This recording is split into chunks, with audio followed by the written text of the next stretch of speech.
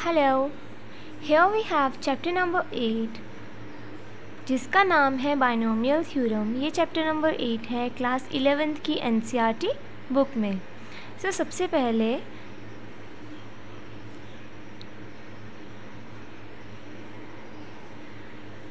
Am writing this a plus b means we are having two terms here। और binomial का मतलब क्या होता है, हम पॉलिनोमियल्स में पढ़ते हैं। पॉलिनोमियल की क्लासिफिकेशन होती है मोनोमियल में, बाइनोमियल में, ट्राइनोमियल में। So what is the meaning of binomial? That is we are talking about the two terms. Binomial में टू टर्म्स की बात हो रही है, तो a प्लस बी। और जब हमारी बाइनोमियल थ्योरम की बात आती है तो उसमें हम बात करते हैं उसके जो टू टर्म्स की पावर्स की बात करते हैं कि वो किस तरह से एक्सपेंशन की जाती है। So in earlier classes we have already learned how to find the squares and cube of the binomial. Like a plus B का स्क्वायर क्या होता है? a square plus 2ab plus b square. Then we have the next a minus b whole square which is equal to a square minus 2ab plus B square. ये identities हम already use कर चुके हैं। Identity का मतलब क्या है कि हमारी लेफ़्ट हैंड साइड और राइट हैंड साइड इक्वल है, वो इक्वालिटी शो कर रही है कहीं ना कहीं। That is why we call it as identity. अब यहाँ पे हमारे पास अगर हमें ये स्क्वायर की पावर पता है, हमें होल क्यूब का फॉर्मूला भी पता है। अभी तक हमने जो 10th क्लास में लर्न किया था that was up to whole cube, two terms का क्यूब हमें फाइंड करना था, तो वो हम इजीली फाइंड कर लेते थे। जैसे a plus B whole cube का फॉर्मूला क्या था? That was a cube plus 3a square b plus 3ab square plus b cube. और वैसे ही a minus B whole cube का फॉर्मूला क्या था? a cube minus 3a square b plus 3ab square minus b cube. और जब बात आती है a माइनस बी या a plus B whole raise to power 4 की या 5 की, तो अगर हमें फाइंड करना हो a minus B whole raise to power 4, तो हमें तो डायरेक्ट इसका फॉर्मूला नहीं पता है क्योंकि अभी तक हमने पढ़ा ही नहीं है इसका फॉर्मूला। सो हम इसको अगर सिंपली अगर इसको सॉल्व करना पड़ जाए तो हम क्या करते, हम इसकी पावर्स को ब्रेक कर लेते। Like we are having the concept power 2 up to power 2 we know the formula. या तो हम इसको लिख लेते a minus B whole square into a minus B whole square. We have the same basis, base same होते हैं, multiply हो रहे हो तो पावर्स ऐड हो जाती हैं। तो सिंपली ये क्या बन जाएगा? a minus B whole raise to power 4। उसके बाद इसको हम इस फॉर्मूले में ब्रेक करेंगे, ये लिखेंगे। उसके बाद इसके साथ उसको मल्टीप्लाई करेंगे इसी को लिख के, like this a square minus 2ab plus b square into A square minus 2ab plus B square. Then हमारे पास पहले a स्क्वायर से सारे को मल्टीप्लाई करेंगे, फिर माइनस 2ab से सारे को मल्टीप्लाई करेंगे, फिर b स्क्वायर से सारे को मल्टीप्लाई करेंगे।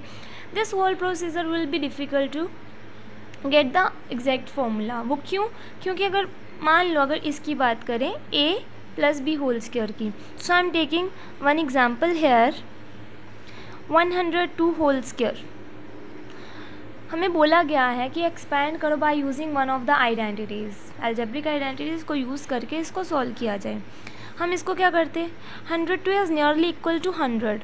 सो 100 में प्लस 2 ऐड करके हम इसको बाइनोमियल में स्प्लिट करके इसका होल स्क्वायर लेके a plus B whole square का फॉर्मूला अप्लाई कर सकते हैं। That is a square plus b square plus 2ab, that is 10,000 plus 4 plus 2 to the 4 and 400 आ जाएगा। देन 404 प्लस 10,000, सो 10,404, ये इसका आंसर आ गया। लेकिन यहाँ पे जैसे ये मैंने फॉर्मूला लिखा है, अभी I have not solve it completely, अगर यहाँ पे बोला जाता 102 होल रेज़ टू पावर 4 की वैल्यू फाइंड करो, सो उसके लिए पहले हम फॉर्मूले को फाइंड करते, फिर हम उसमें वैल्यूज़ पुट करते, सो वो हमारे लिए बहुत ज़्यादा डिफ़िकल्ट बन जाएगा। सो उसको ओवरकम करने के लिए एक थ्योरम बनाई गई जिसका नाम है binomial theorem. So this was a difficulty that was overcome by the theorem known as binomial theorem. So ये एक्सपेंशन को ज़्यादा ईजी कर देता है। सो इस चैप्टर में इसी के बारे में पढ़ेंगे। सो सबसे पहला स्टेप जो कंसेप्ट आता है that is binomial theorem for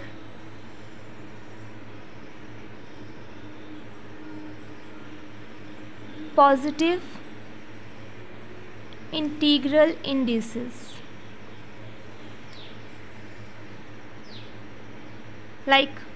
हमें पता है कि किसी भी बाइनोमियल, हम यहाँ पे बाइनोमियल ही लेकर चलेंगे, मीन्स 2 टर्म्स ही होनी चाहिए हमारे पास। तो अगर यहाँ पे हमारे पास a plus B whole power 0 है, हम पावर 0 से स्टार्ट करते हैं। We know that any number raise to power 0 is always 1, लेकिन a plus B not equal to 0 because 0 raise to power 0 कुछ और फॉर्म बन जाती है। Then we have a plus B whole raised to power 1 will be simply a plus b. Then as I have written a plus b whole square, that is a square plus 2ab plus b square. Then a plus b whole cube is equal to a cube plus 3a square b plus 3ab square plus b cube. Then we have a plus b whole raised to power 4 जो मैंने लिखा था, that is a plus B into A plus B, मैंने लिखा था square की form में, और यहाँ पे मैं यहाँ पे क्या लिख रही हूँ, a plus B into A plus B whole cube. अगर इसको सॉल्व करते हैं, let's solve it.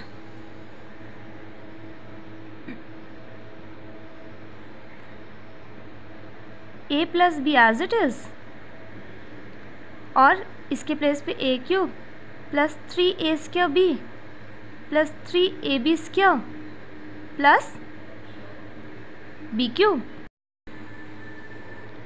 Will get after solution a raised to power 4 plus 4a cube b plus 6a square b square plus 4ab cube plus b raised to power 4। अब इसमें अगर हमने अभी तक हमने सिर्फ a plus B whole raised to power 4 तक की बात की है। अब ये जो एक्सपेंशंस लिखी हैं, इसमें एक चीज़ ऑब्ज़र्व कर सकते हो आप कि the total number of terms in the expansion is 1 more than the index. Like you can see here, यहाँ पे इंडेक्स में कितनी टर्म्स हैं,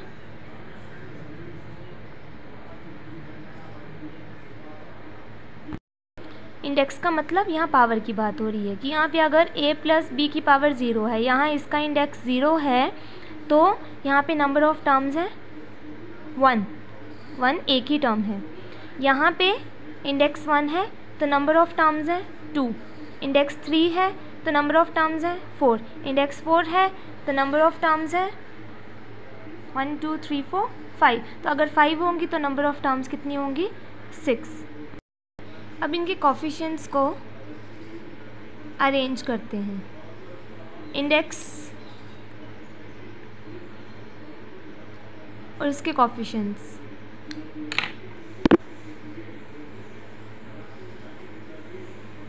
ज़ीरो इंडेक्स कोफिशिएंट 1, इंडेक्स 1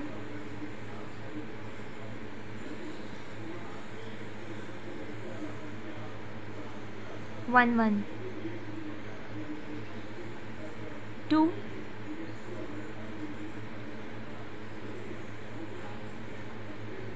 1 2 1 3 1 3 3 1 4।